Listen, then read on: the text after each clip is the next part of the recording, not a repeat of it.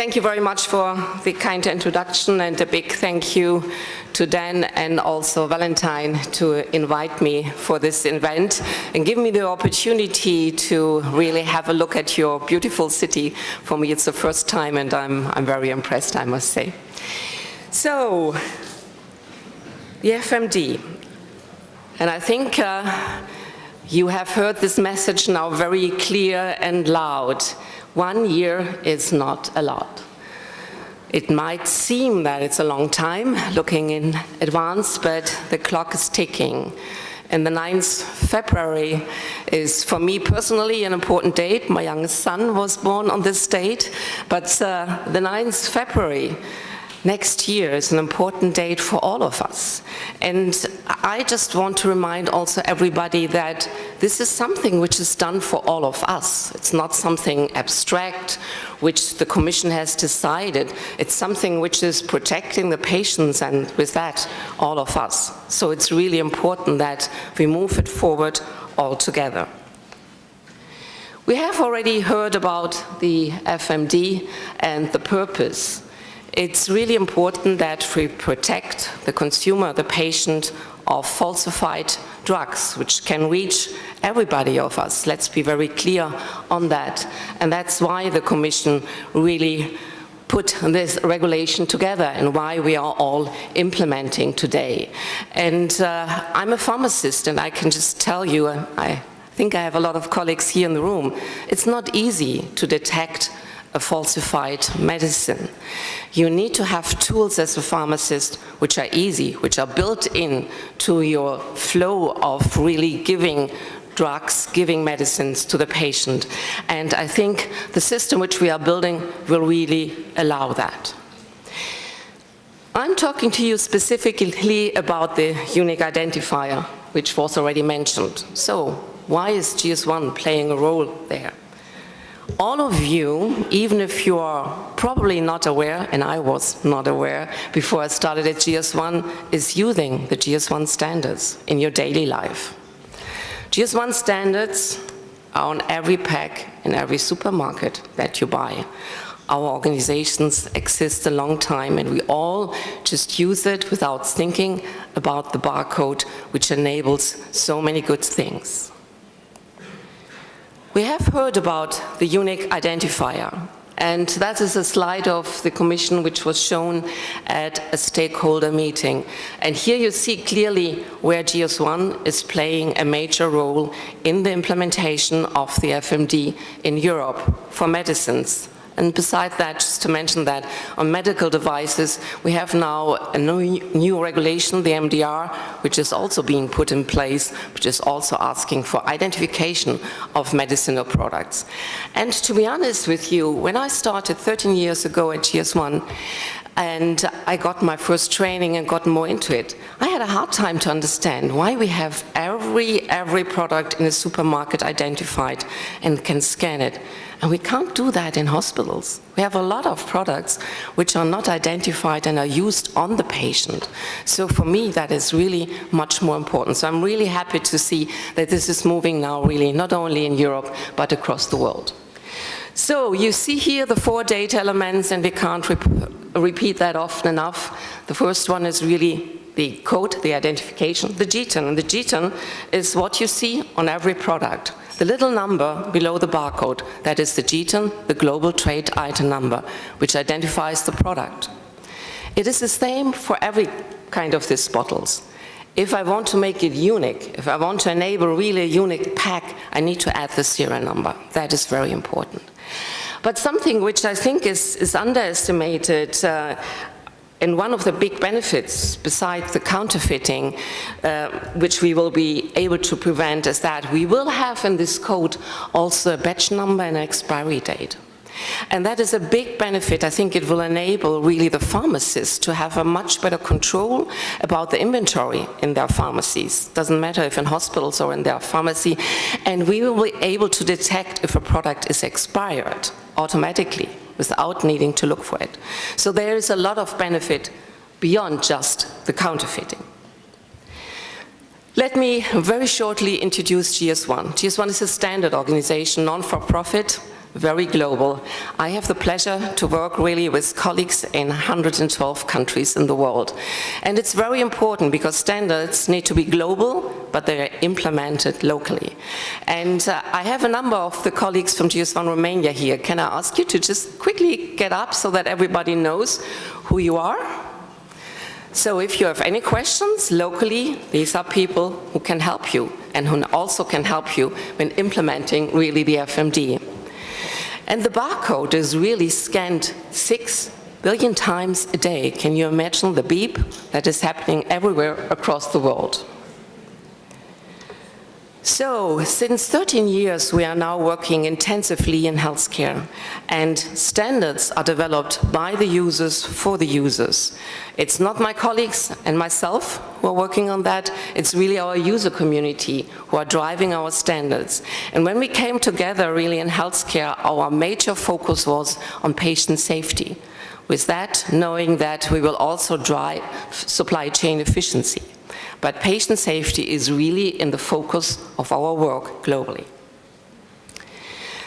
You have seen that, and I'm very glad about the huge package which has been developed to show very clearly these are the 4 data elements which we will see in the future on every medical product which is a prescription drug. And in some countries, let's be honest, beyond that. That is what is a harmonized approach on preventing counterfeiting, enable traceability, not only in Europe, really across the world. The GTIN, the serial number, the expiry date, and the lot number. And why do we have in retail this linear barcode? Why do we have this 2D barcode in healthcare? It's simply because in healthcare we want to have more information.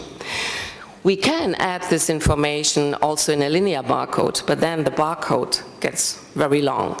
And as you know, pharmaceutical packages, thank you, Valentin, that's fine.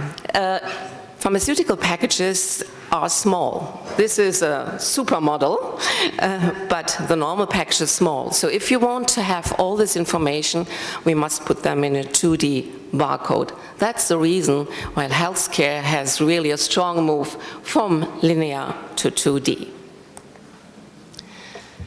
Again, there are rules around the usage of our standards.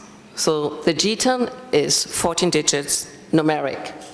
You see the batch number up to 20 characters, serial number up to 20 characters, alphanumeric. That is really a decision the manufacturer has to make.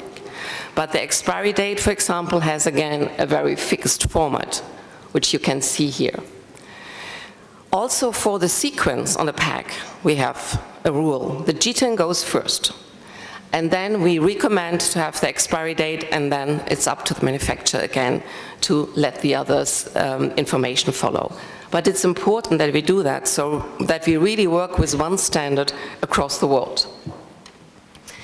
How is the GTIN constructed? I just thought it's perhaps interesting.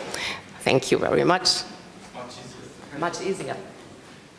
So, how is this GTIN? So the first number on the pack, how is that constructed? How do we ensure that it's really globally unique? So GS1 Global Office, where I'm working in Brussels, is giving to all our member organizations the first 2 or 3 numbers. If a company then goes to that local organization, they get the next sequence of numbers. And then it is up really, let me see if I can, yeah. And then it's up to the manufacturer to really give the last numbers to their package, to their products. So that's how we really ensure that it's a unique number worldwide for one product. There are additional figures like a check digit to make sure that it's really a correct calculated number. You should not dissect a number like that because the GTIN is appointed to a database and you should not try to put it in different parts. But I think it's very important to understand how a GTIN is created according to our rules. Also important to understand is you need to have a different GTIN for each packaging level. We talk here about the FMD, and with that we talk about the secondary package, as it's called in our language. But there are other packaging levels which play an important role in the supply chain. And everybody of this must have a different GTIN. And then also very important to understand very clearly, for a pharmaceutical package, the data matrix is the carrier of choice because it's small, it fits, it's printable with enough speed, and it's very robust. But if you go to bigger packages, think about a pallet, you don't want to have a data matrix on it because a linear barcode is really fulfilling the needs there, absolutely. So really we need to keep in mind what is necessary and for what purpose you are using our standards. The situation in Europe, and we can be grateful to the FMD, because before the FMD came into play, we had a lot of different coding systems in Europe. The situation has changed over the last years significantly, and I think, Andreas, you and I have really watched this changing over the last years since we are looking at the FMD coming our way and the implementation happening. And you see a very, very strong trend now on the implementation and harmonization around GS1 standards. Italy has still not decided what they want to do, and they have time for that, but all the other countries move into GS1 standards. You see a name there, which I want to explain very shortly, because it has an impact specifically for manufacturers who might have multi-country packs. So the NTIN is traditionally a number which is origin out of history, I would say, of GS1. Before we had really global activities, European-wide activities, every country looked already how can we identify our products. And they wanted to use already the GS1 system. So in a lot of countries at that time, there was an agreement between a local agency and the GS1 organization to embed a number in the GS1 system. That's what we call the so-called NTIN, the national trade item number, because it was usable only in that country. There's a huge trend now going away from the NTIN to GTIN, because the GTIN you can use everywhere across Europe. So just to show you an example of an NTIN is still a GS1 standard, it's still inside our system, it's still unique, but it is specific for one country, and we strive to be really as global as possible. So, harmonization is happening in Europe. Andreas mentioned we have 3 countries which have, according to FMD, a little bit more time, 6 years. Italy, Greece, and Belgium. Belgium, the country in which I live now since a long time, has decided to move with the timelines of the FMD and moves from their national standards to GS1 standards. Greece says that they will implement in 21.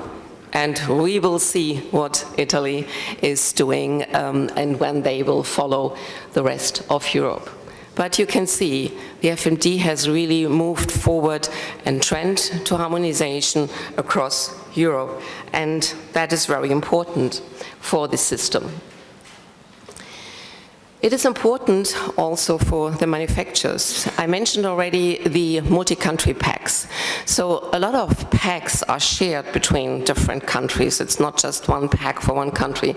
And this is from a presentation which was done by GSK and Pfizer at one of our global conferences, which shows you that if you have a country which has a GTIN, you can have that shared between multiple markets. As soon as you go to an NTIN, you are much more bound already, and as soon as you have a market which each has an NTIN, you can't have shared packs anymore.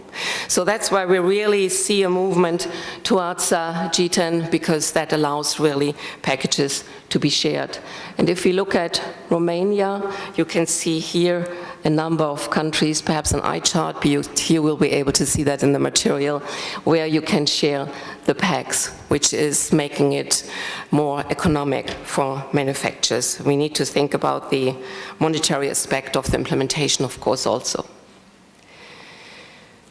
We watch what is happening closely. I can't point out enough that it's important that countries are moving forward, because we can make 2019 happen in countries where we have decisions on time, where the stakeholders are working together.